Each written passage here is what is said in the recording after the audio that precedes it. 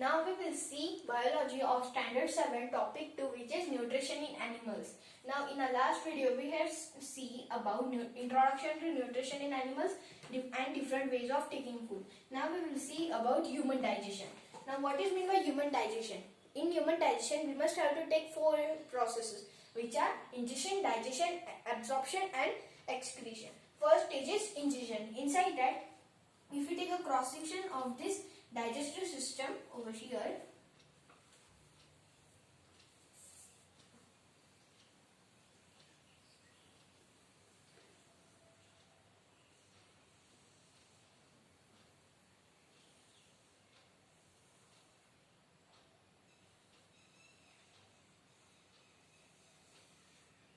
this is digestive tract over here.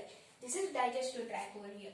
Over here we can see that here is epiglottis over here, which covers the windpipe, and this over here. Now if we write some names over here, this is buccal cavity, this is mouth, and this over here, this is epiglottis.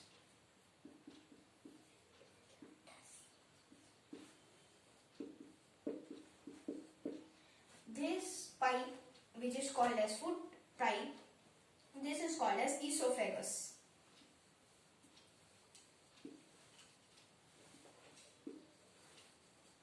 This is esophagus. Now this is called as stomach. This is stomach. And this turn, you can see at that time it will go inside the intestine. This turn is called as duodenum.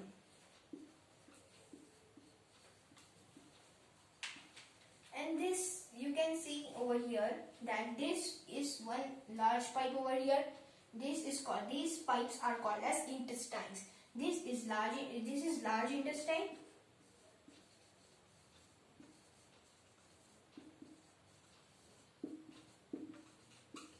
And this, which is small, is called as small intestine.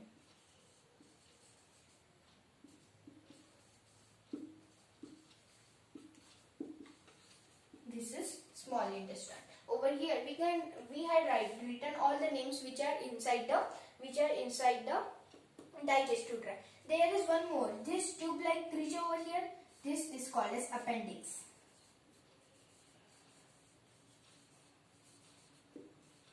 And this turn over here is called as rectum.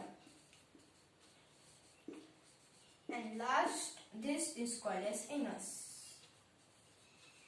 These are all the names which are inside the digestive tract over here. This is starting and this is ending. Now we will see some glands over here. This first is pancreas, and this over here is liver. And here small tube-like creature that surrounds this stomach over here, this is gallbladder.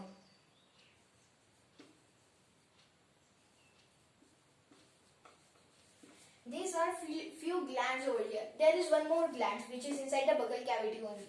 This gland is salivary gland. Salivary gland. This is salivary gland. This is gallbladder, this is liver, and this is pancreas. We will discuss these glands a little bit later. First we will see about human digestion. Now in the human digestion, first stage is buccal cavity, which is mouth. Inside the mouth we had discussed some crushers which are called as teeth. There are types of teeth: incisors, canine, then molars, then divided into premolars and then molars. Last teeth which grow older, these are called as wisdom teeth.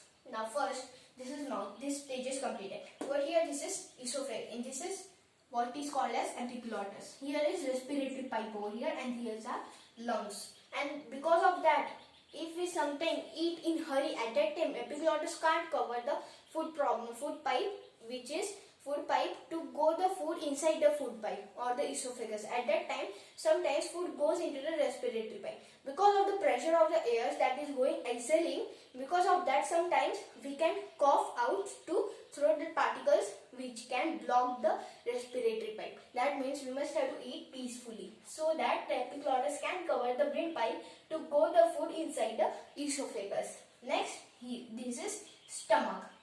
Now you may have the question about esophagus. That because of the gravity, you may have this question that because of the gravity also esophagus can push the food downwards. No, this is not the reason behind that.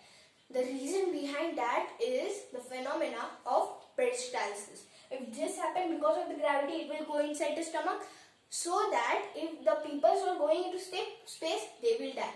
Because there is no gravity, food will just come outside. Here's why there is a process of peristalsis, phenomena of peristalsis. Because of the phenomena of peristalsis, food can push by the muscles of the esophagus inside the stomach. Inside the stomach, there are some acids and some juices. First kind of acid is hydrochloric acid. Molecular formula is HCl acid. Second is gastric juice.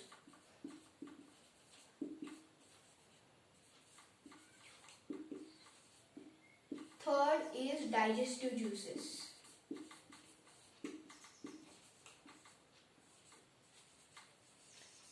Which are secreted by liver, pancreas and gallbladder.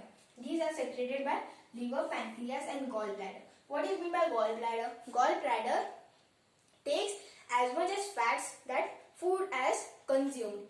As the food has consumed by the small intestine, it gets into the gallbladder to convert it into some parts over there and then spread it through the body to get some fat to make carbohydrate to require energy. That energy is adenosine triphosphate, which is ATP.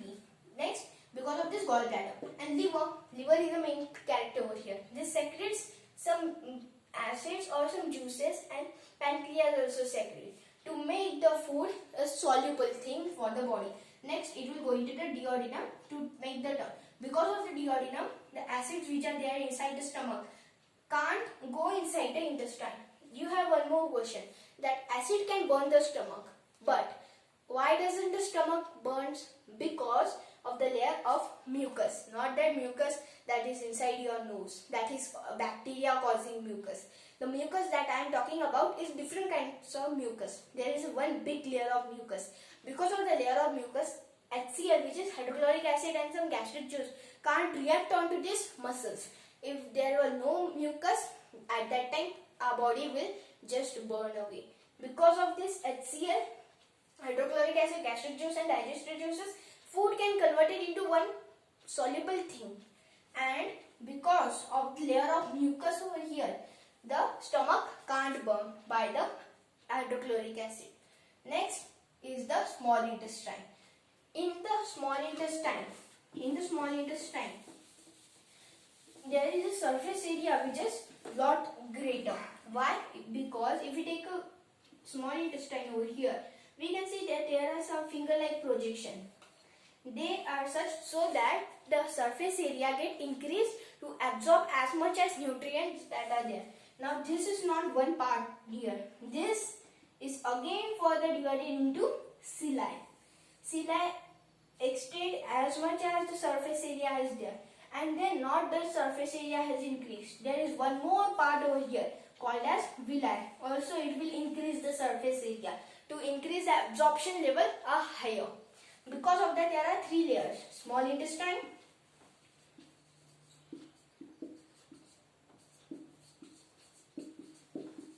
consists of three layers. This first layer of finger projection, second layer is cilia,